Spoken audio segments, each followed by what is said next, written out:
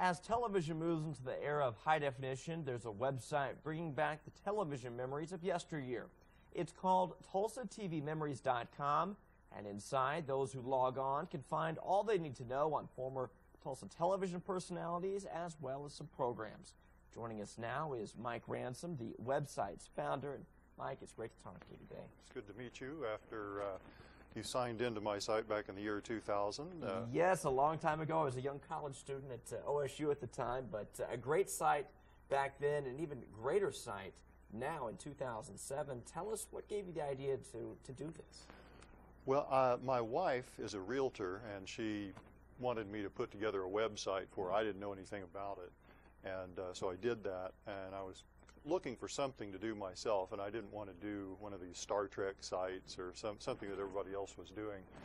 And at the same time, a friend of mine at work and I had talked over the years. There's a show called Fantastic Theater, a local horror show, and it had some really unique music, and I kind of got obsessed about that. And I thought, what is that? And I tried everything that I could to find out what it was.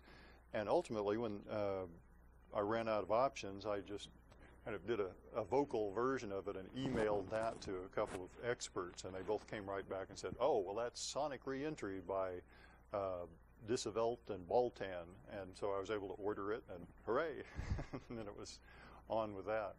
And on this website, for folks who haven't been there, it is a true collection of just every program, I think, here in Tulsa, just about since the the origins of television 50 years ago. You have a little bit of everything there.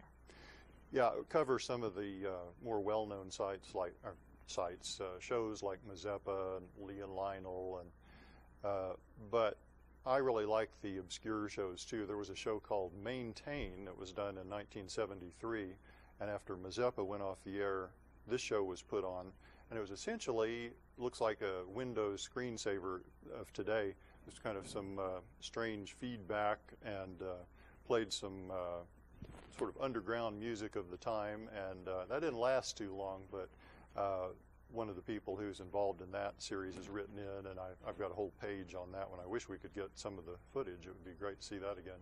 I know across the entire state, stations like KOTB here in Tulsa or KFOR in Oklahoma City, there used to be local programming on those stations. I know a lot of people my age and younger don't realize that they will turn on the television. They may see the local news and a bunch of network programs, but back in the day, if you will, these stations programmed a lot of their day parts with local programming. Talk to us about that. I think the stations had a mandate to produce local programming in those days. I mentioned Fantastic Theater as a horror program.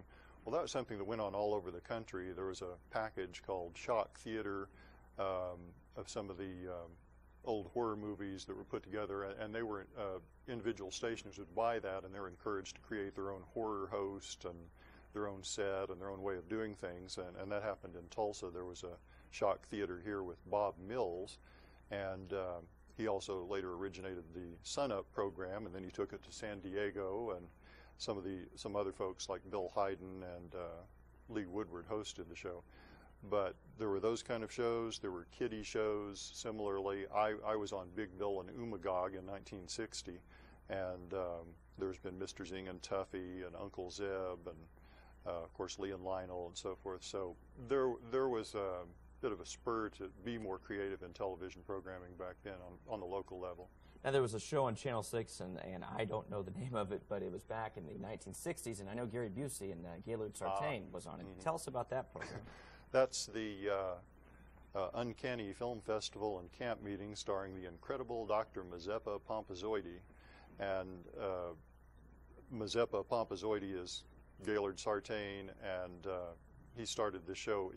He was a cameraman for Gary Chu and his afternoon Go for Dough on the early show program, and he got permission to do skits on that show, and they finally decided we need to give this guy his own show. So that ran for a year on Channel 6 and became kind of a favorite of everybody in high school and college. And I think it was maybe the next year after that when Gary Busey came on. He had been in some movies and done a few things in television, and he came back here and did this program as Teddy Jack Eddy, who was kind of a explosive, highly energetic character. A lot of the sketches ended with some hapless person whose back was to the camera and Teddy Jacket would go like that, so it would appear as though he were smacking them. And obviously, I think a lot of Gary Busey's maybe real side was illustrated there in that I think program. so. I think we saw it early. Now, another interesting aspect of TulsaTVMemories.com is the fact that a lot of people maybe remember a certain news anchor, a weather person, a sports person from years ago, wondered what happened to them. And a lot of these people have kind of, I guess, communicated with your website and kind of shared their life story since television. Yeah, we have I call it a group blog now. It's kind of the reverse of what a blog is. Rather than my putting out my brilliant wisdom every day, I just solicit people to write in and tell stories or whatever, and then if I have something to say, I'll comment on that. But we've heard from some of the stars of these shows and a lot of the people who work behind the scenes, and those stories are just as good. And then there are people like me who have no business whatever in television who just liked it and like to talk about it and remember it. Do you feel like there's something missing these days with television, that these local programs kind of provided a connection between viewers and their town, viewers and certain people who were there in the community? I certainly do. The change to sort of corporatize the stations, there are several large companies that own most of the stations, and in the interests of economy and standardness, they become sort of the same. I wish that we could turn back the clock a little bit on that, because it was more creative and more entertaining in those earlier days. Is there anything about the website that you found particularly interesting, just being able to communicate with these people and just sort of a nostalgic feel? I mean, I know as one, I've spent hours on this website just learning about all kinds of things that you just never realized were on the air here in Tulsa. Yeah, and in Northeast Oklahoma, for that matter.